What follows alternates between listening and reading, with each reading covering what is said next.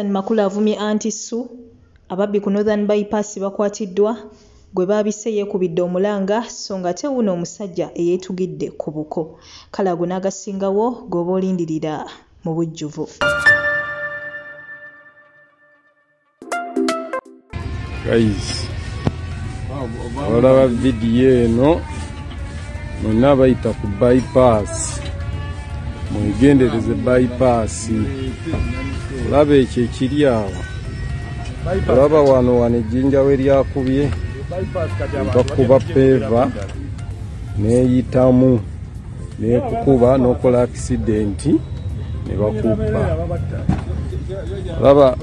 Olaba peva, olaba ejjinja eryo, eno peva eno gye bakuba, ejjinja liba lya peva bwiti nakuba eriyitamu n'ogwa ne bakuba. This happened at Kalewe. Yes, as I was approaching Kalewe. So guys, mwebereremu. Ngate obiwulidde mukwano gwange bye byate bigenda maaso mu ggwanga lyati Uganda. Ababbi bo ku Northern Bypass batabukidde ddala era nga wawulidde musajja mukulu ono bambi abalabula mwenna bannanga bayita ku luguudo olwo. Mikwano gyange mwegendereze naye nga gyebaleko gyonna egyo gye mutuusako engalo mikwano gyange gye musinzira okubeera nga ate mumpuliriza. Mbeebaza olw'obutakowa kuntegeranga matu nange neewayo okubeera nga ate mikwano gyange mbaweereza.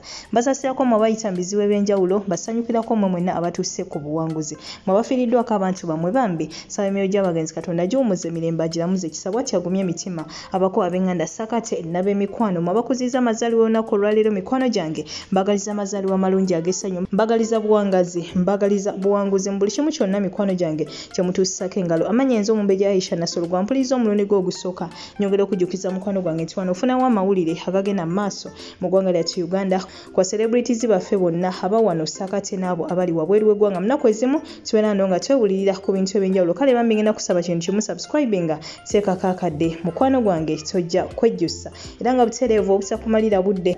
Ngenda tutandika ate n'ababbi we batyo 30 nga kuliko n'abakulira be bakwatidde ate wali eri ku Northern Bypass. Bano nga munnayinziba gye babadde babbamu kwe kubeera nga bakuba bupevers ku mitwe gyabo ababeera batambula sakate n'okuba bupevers still ku ndabirwamu z'emmotoka. Olwo naavuga n'akola akabenje bano nno ne bagenda mu maaso n'okubeera nga ate babanyagulula. Poliisi ekyagenda mu maaso n'ekikwekweto kyayo okwata abalala wabula nga wetwogerera abantu bo 30 ababbi bano eno be bakabeera nga ate bakwatibwa. Ng'ate naawe mukwano gwange w'obalengera awo twesabire, otherwise bannange si byangu n'akamu n'akeddagala naye ng'ate n'ebyo nabyo tubitadde ku bbali. Enkya ya leero omugaga John Sebalamo ono wa Freedom City munange wabaddewo abagenda maaso n'okubeera nga ate bamubika era nga bagamba nti wetwogerera zembuyaga ezikaza engoye wabula ate gye bweyongedde okubeera nga ate butambula ngamba obudde omukulu n'avuddeyo bwatyo n'ategeeza oba n'asamba gye ebyo byonna ebibadde bigenda maaso n'okubeera nga ate byogerebwa ye ng'agamba nti mulamukete era talina yadde awamuluma ng'era naawe munange w'omulengera awo. So bannange bannayuganda balina omuze gw'okubeera nga ate babika bannammwe bannange mukomye okubeera nga ate mugenda maaso n'okubeera nga ate mubika abantu abakyali abalamu. So nga ate n'ebyo nabyo mbitadde ku bbali. Ye munnamawulire Joseph Kigozi agenze maaso n'okubeera nga ate bambi atukuza obufumbo bwe nga naye w'omulengera wate ne mukyala we. Kale bambi tubagaliza obufumbo obulungi obw'essanyu. Olugendo lwammwe luno lwe mutambudde tusaba Katonda abakulembere mu buli kimu. Mikwano gyaffe kye mugenda maaso n'okubeera nga ate mukwasaganya. So nga ate paaka enkadde ye bw'etyo egguddwawo olunaku olwaleero anti munanga abaana we batyo bagenda kubeera nga ate baddizibwa ku masomero ng'ennaku z'omwezi 10 bannanga abazadde katusuubire nti bambi abaana banene omugenzi maaso n'okubeera nga ate mubafunira ebyetaago kubanga nga 10 abaana bagenda kuddamu okubeera nga ate bakakalabya emisomo gyabwe oluvannyuma lw'ekiseera ekiwanvu.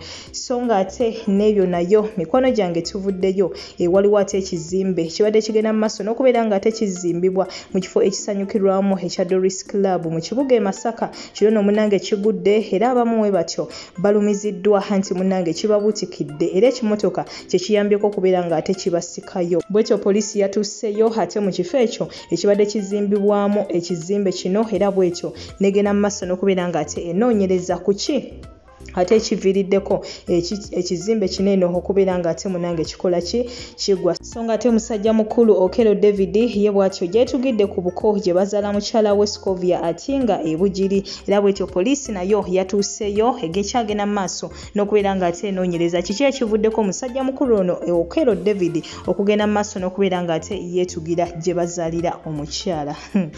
Byampuna wabula bannange kyo ekigenda mu maaso mu nsi si kyangu n'akamu n'akeddagala. Buli omu wooli mukwano gwange genda mu maaso n'okubeera nga ate weesabira. So nga ate munnange ye Susan Makula agendedde ddala mu maaso n'okubeera nga ate awalabanya Andy Su wali eri mu programu yaabwe The Junction Show. Ngenda kubeera nkulekerako ka video kano nawe mukwano gwange ogende mu maaso n'okubeera nga ate munnange okekkanya owulire Susan Makula bw'atyo ate wagenze mu maaso n'okubeera nga ate awalabanya Andy Su. Toseetuka komawo essaawa eno yennyini n'amawulire amalala mangi nnyo mangi ddala. Nkwagala nnyo nkwagala ddala bankumira takumira mpeera.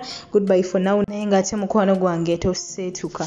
Mukyala Makula njagala ombuulire basajja bameka mu bulamu bwabwe omulamwa bw'obala nti ono mu bulamu bwange alina kyangaseeko ono bameka abasajja bw'obala nti abantu bano bankoledde ebyamaanyi bameka? Anti sina kitegera kyombuuza. Kyembuuza kikino nti abasajja mu nsi eno bangi lwaki bonna tobaagala?